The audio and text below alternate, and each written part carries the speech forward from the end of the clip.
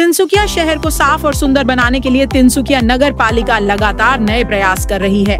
कई वर्षों से हर घर से कचरा उठाने का काम चल रहा है, लेकिन कुछ बड़े वार्डों में सफाई पूरी तरह नहीं हो पाती थी, क्योंकि छोटे वाहन बार बार भर जाते थे और कई चक्कर लगाने पड़ते थे। अब यह समस्या काफी हद तक दूर हो जाएगी। नगर पालिका ने एक नई कंपैक्टर मशीन को सेवा में शामिल किया है, जो करीब 20 छोटी गाड़ियों जितना कचरा एक बार में ही कंपैक्टर कर देगी, जिसको उठाकर सीधा डंपिंग ग्राउंड तक ले जाया जाएगा।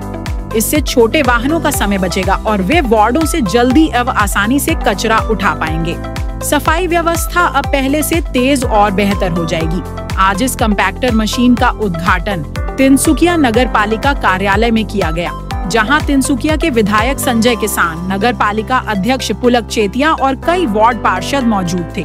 नगर पालिका का कहना है कि आने वाले दिनों में तिनसुकिया को सफाई के मामले में नंबर 1 शहर बनाने की पूरी कोशिश की जाएगी।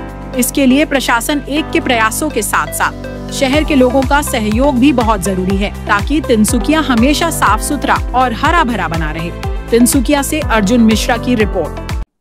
तिनसुकिया पौरसभाय दुखन कम्पैक्टर जी दुखन कम्पैक्टर এখন কম্পেক্টৰৰ কেপাচিটি হল 16 CM আৰু দুখন কম্পেক্টৰৰ কেপাচিটি হল 32 CM ৰ 32 কিউবিক মিটাৰৰ কেপাচিটি জাবৰ ধাৰণ কৰিব পৰা বা জাবৰ কঢ়িয়াবৰ কাৰণে আমি দুখন কম্পেক্টৰ অত্যাধুনিক আমি দুখন বাহন ইতিমধ্যে আমি ক্ৰয় কৰিছো। আজি তিনসুকিয়া পৌৰসভাই আমি ইয়াৰ উদ্বোধনী কাৰ্যসূচী আমি হাতত গ্ৰহণ কৰিলো আৰু তিনসুকিয়া পৌৰসভাই ইতিমধ্যে তিনসুকিয়া পৌৰসভাৰ বিভিন্ন জৰাজীৰ্ণ বাট পথ নলা নৰ্দমা কালভাৰ্টসমূহ নিৰ্মাণ কৰাৰ সমান্তৰালভাৱে তিনসুকিয়া চহৰখন যাতে পৰিষ্কাৰ চহৰ হিচাপে যাতে আমি গঢ় দিব পাৰো, তাৰ কাৰণে আমি বিভিন্ন সময়ত বিভিন্ন ধৰণৰ আহিলাবিলাক লোৱাৰ কাৰণে আমি পদক্ষেপ গ্ৰহণ কৰিছো।